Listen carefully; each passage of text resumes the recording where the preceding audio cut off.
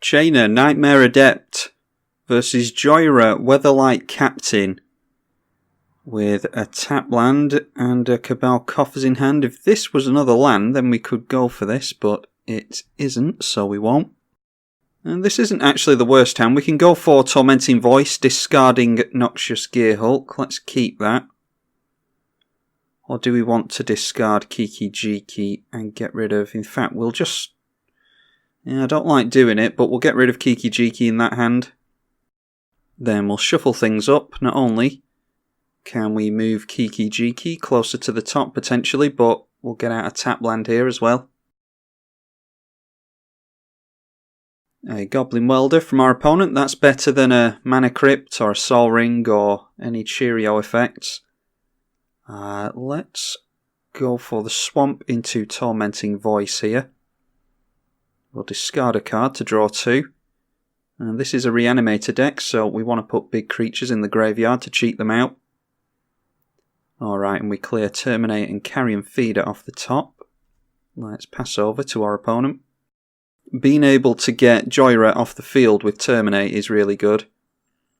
The longer she stays in play, the worse it is for us.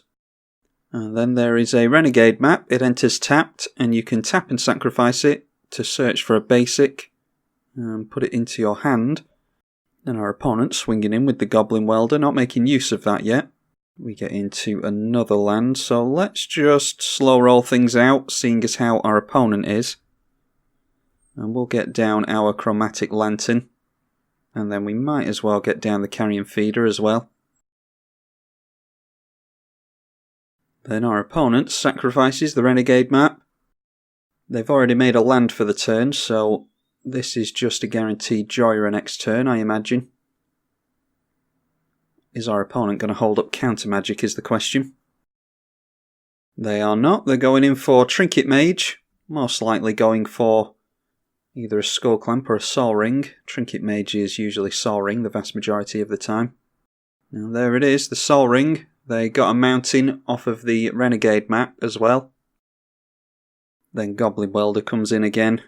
Not actually the worst trade to trade a Carrion Feeder with the Goblin Welder, but doesn't seem as though they're getting much use out of that, so they're willing to trade there.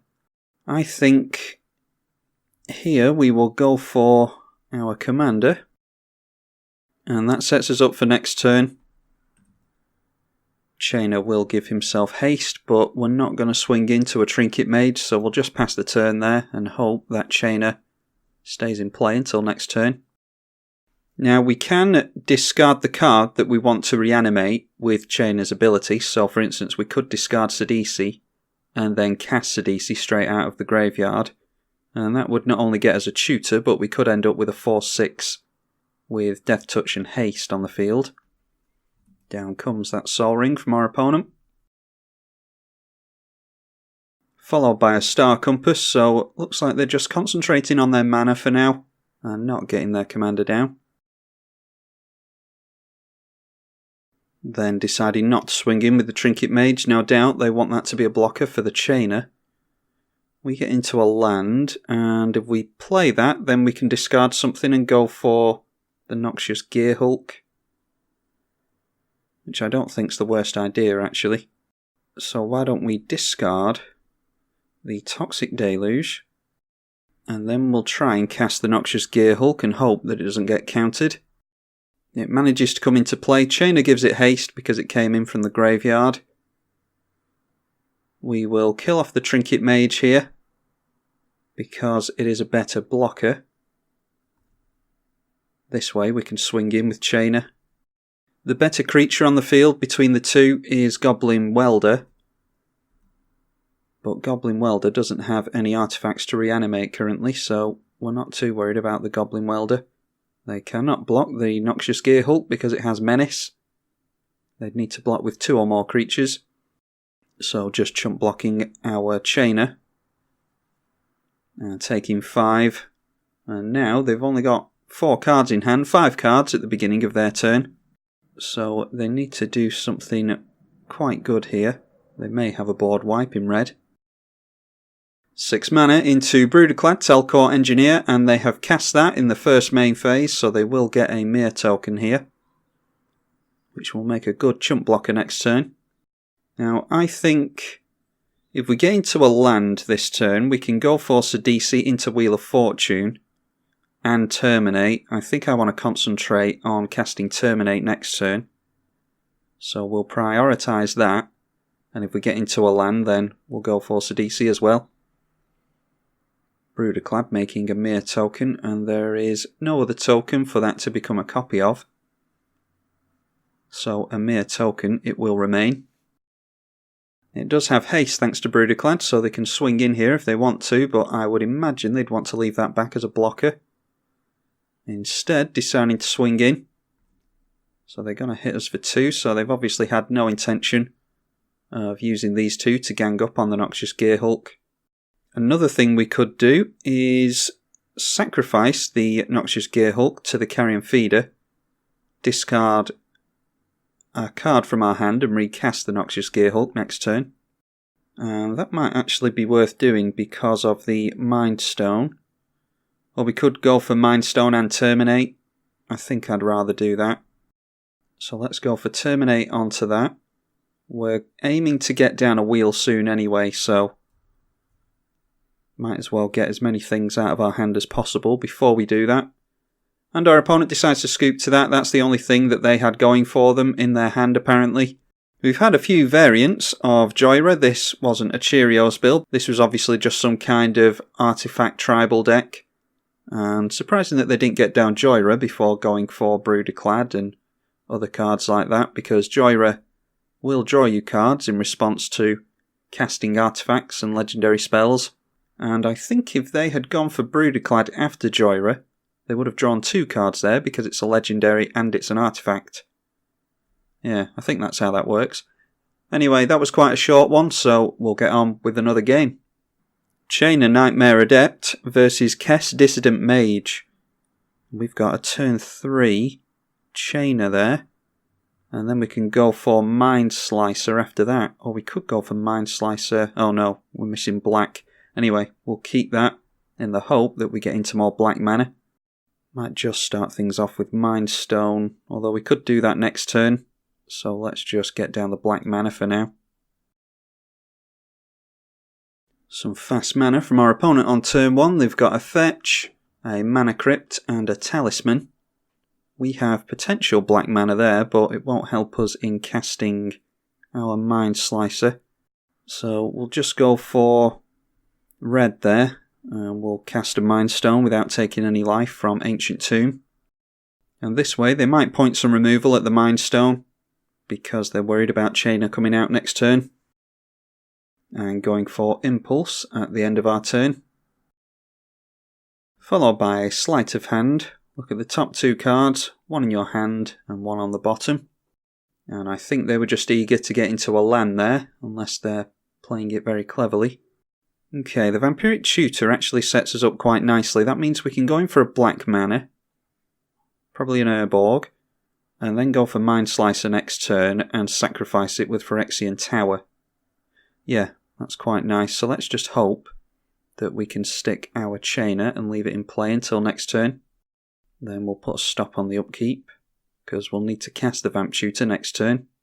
Chainer did not enter from our hand, so it comes in with haste. We could see our opponent's commander here.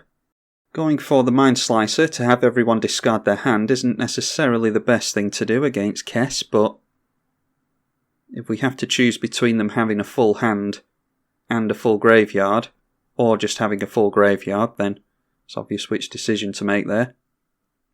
Looks like they're getting into their red mana finally with Marsh Flats. They have it from the Talisman, but the more mana they have from lands, the better. Followed by an Opt. This just looks like a bunch of cantrips here. They're probably after assembling a combo of some kind. Going for a Dark Confident. That will hopefully lose them a lot of life, although I dare say they have a very low curve in this deck. We haven't seen a big CMC spell yet. At the beginning of our turn, before draws, let's go for a black land. We'll grab the Urborg. That'll serve double duty. We'll be able to not take as much life from Ancient Tomb. And we'll also have as much black mana as we like. Going in for the Mind Slicer. And then we'll offer up the trade with Dark Confident. I don't think it really matters if we lose Chainer here. And they're taking it, that's fine. That's less card draw for them. They don't see a sack outlet on board currently, so... but they do now. They see that we have a sack outlet in Phyrexian Tower, so they may be able to play around that. Their plan might have been to counter whatever our sacrificing spell is, though. Alright, yeah, they're looking to draw their library down to 0 here. That's what Jace, Wielder of Mysteries, tells us. It's just a Lab Maniac on a Planeswalker, pretty much. And then Tainted Pact is taking them into something very specific. Or at least getting to see our opponent's library here, if anyone's interested in a Kess deck. Oh, I see, they're just milling themselves down to 0, aren't they? With the Tainted Pact. Yeah, so they've got a library of 0 now. Yeah. I think I might have seen that combo before, actually. Yeah, so with Tainted Pact, exile the top card of your library. You can put it into your hand unless it has the same name as another card exiled this way. Repeat the process until you put a card into your hand, or exile 2 cards of the same name. So as we can see, they do not have 2 basics of the same name. They've got Snow-Covered Mountain and Mountain, and I think they are the only basics. Yeah, quick skim round shows me that they're the only basics. Oh no, there's a swamp there. Oh, and a snow-covered swamp, yeah. So anyway, they don't have 2 basics of the same name, so they can pretty much exile their entire library, and then plus with Jace to draw a card, and they draw a card from an empty library and win the game thanks to the caveat of Jace, Wielder of Mysteries. If you would draw a card while your library has no cards in it, you win the game instead. So our opponent decided to pull the trigger in response to the Mind Slicer there. I don't know if they would have played it out any longer than that had they not have seen Mind Slicer. But that is a little combo that you can use in Kess Dissident Mage for any of you that are interested in that commander. I'm tribalkai on the EDH channel. Thank you for watching.